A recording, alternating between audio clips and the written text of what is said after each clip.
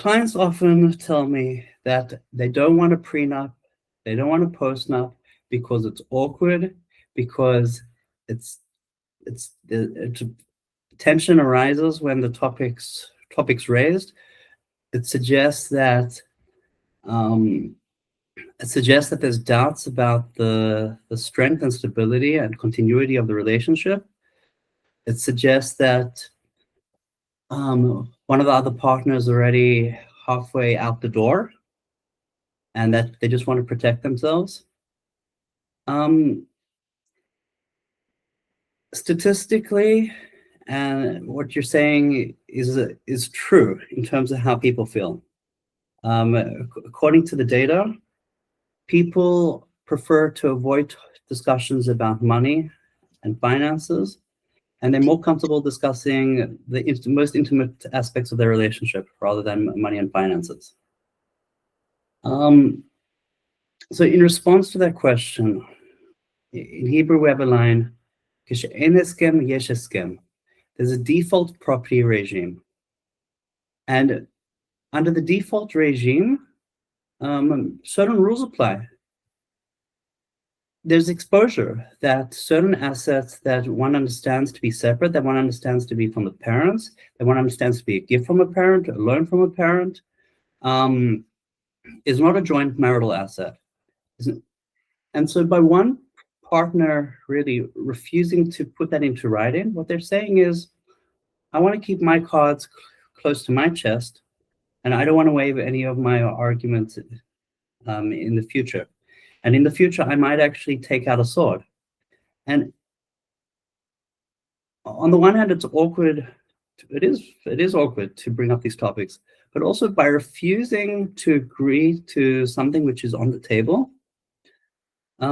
sometimes you're showing that you don't believe in certain principles of fairness, or you don't want to give legal effect to what you understand.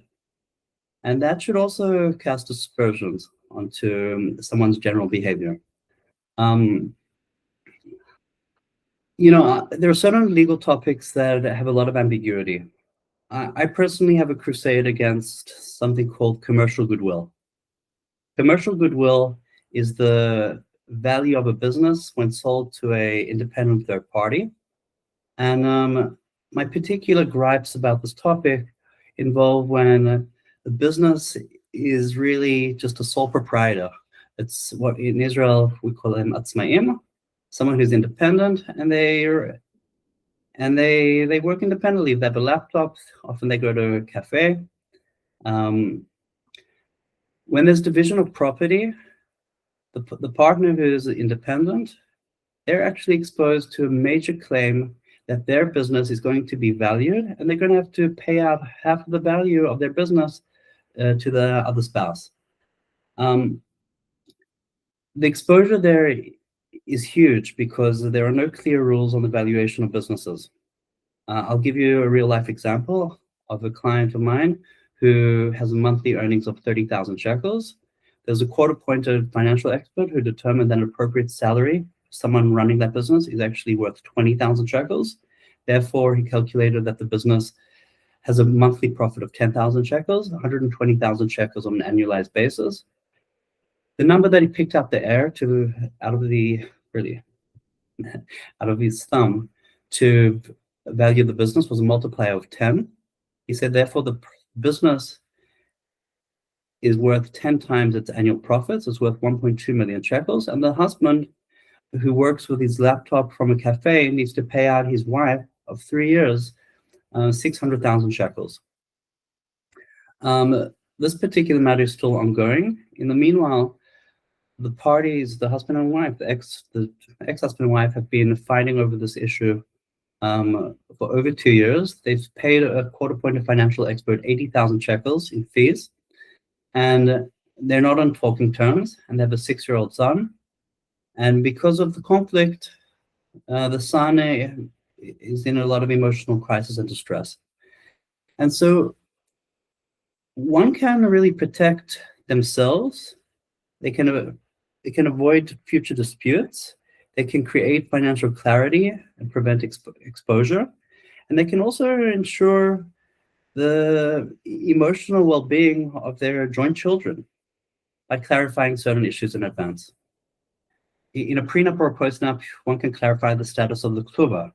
Is it a legal binding financial obligation in case of separation that needs to be paid out? Or is it signed really just for the case of ceremony?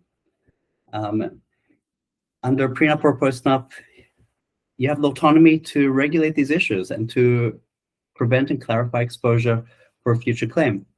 Prenups and postnups can also be used to prevent a case of get refusal and aguna, both allowing men to remarry and also, of course, women to remarry.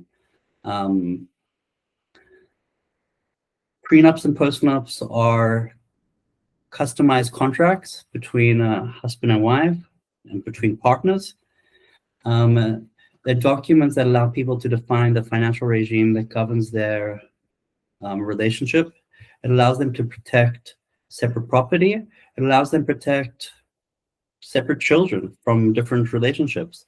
It also allows them to clarify certain topics that can result in fighting and costly litigation for years and years and years. So instead of really being a source of tension and conflict, I believe it can be a roadmap to how couples really define their relationships and how they will build a relationship.